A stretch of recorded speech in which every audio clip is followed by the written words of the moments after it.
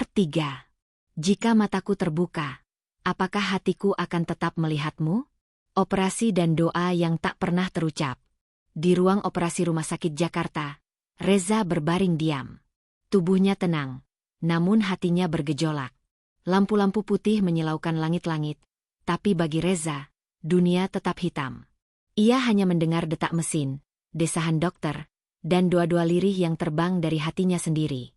Ya Tuhan, jika ini jalan untuk mencintai dengan lebih utuh, kuatkan aku. Tapi jika ini menjauhkan aku dari yang kucintai, maka biarkan aku tetap dalam gelap, asal tidak kehilangan terang di dalam hatiku. Di ruang tunggu, Mira duduk sambil memeluk noken kecil pemberian anak-anak rumah belajar. Matanya tak berkedip, menatap ke arah pintu operasi. Di dalam benaknya, suara Reza masih terngiang. Kalau aku bisa melihatmu, aku ingin melihat senyummu pertama kali. Jam pasir mengalir menanti dalam sunyi. Waktu berjalan lambat. Operasi berlangsung lebih dari 5 jam. Dokter Andreas akhirnya keluar, melepaskan masker, dan berkata singkat. Operasi berjalan baik. Tapi hasilnya tidak langsung terlihat. Butuh waktu seminggu sebelum kita tahu berhasil atau tidak. Mira mengangguk. Ia tak bicara banyak. Hanya menunduk, dan menggenggam tangannya sendiri erat-erat. Dalam diam, hatinya berkata, aku siap. Entah dia akan melihatku, atau hanya mendengarku seperti dulu, aku akan tetap tinggal. Hari di mana dunia bisa terbuka. 7 hari kemudian, saat perban dibuka, ruangan kamar Reza dipenuhi cahaya matahari pagi.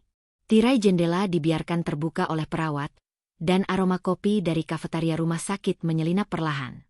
Reza duduk tegak. Dokter Andreas mendekat. Reza, aku akan buka perbanmu perlahan. Jika kau merasa silau, pejamkan mata sebentar. Jangan paksa langsung melihat.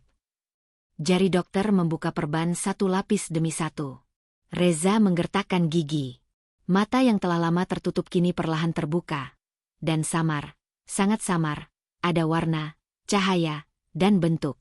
Putih, bisik Reza. Aku lihat cahaya.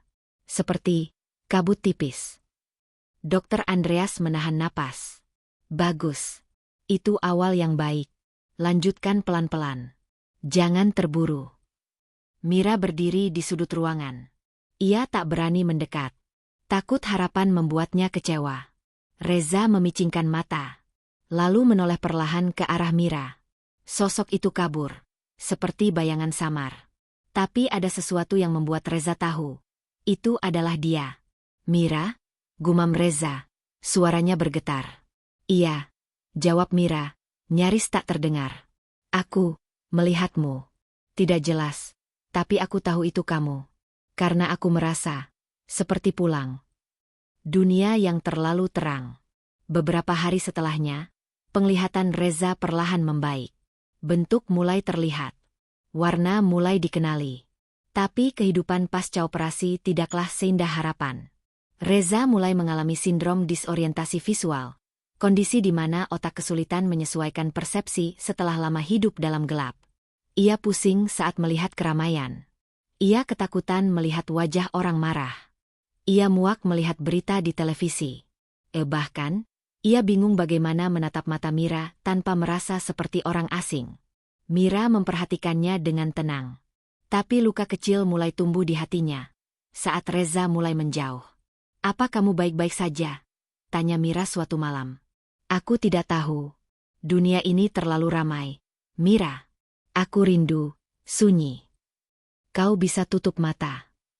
Tapi sekarang aku merasa bersalah kalau menutupnya. Seolah aku sia-siakan harapan kita. Luka di mata, luka di jiwa. Beberapa minggu kemudian, Reza mulai berani berjalan sendiri. Tapi ia sering merasa tersesat. Bukan secara fisik, melainkan dalam dirinya sendiri. Ia menjadi pendiam. Lebih mudah tersinggung. Bahkan pernah menolak Mira yang mencoba menggandeng tangannya di jalan. Reza, kamu berubah. Tentu saja aku berubah. Sekarang aku bisa melihat. Dan karena itu kamu tak bisa lagi mencintaiku. Aku tak bilang begitu. Aku hanya butuh waktu untuk mencintai dalam terang. Mira menunduk. Air matanya jatuh diam-diam. Mungkin kamu benar. Tapi waktu tidak akan selamanya menunggumu. Surat tanpa pengirim. Suatu pagi, Mira meninggalkan surat di meja kerja Reza. Isinya, Reza, aku mencintaimu ketika kamu buta. Karena kamu mencintaiku dengan cara yang tidak semua orang bisa. Tapi sekarang aku merasa seperti orang asing di rumah sendiri. Aku akan pulang ke desa. Bukan untuk kabur. Tapi untuk memberimu ruang melihat. Bukan dengan mata, tapi dengan hati. Jika kau masih mencintaiku, maka carilah aku. Tapi jangan pakai matamu. Pakai langkahmu. Perjalanan kembali ke akar.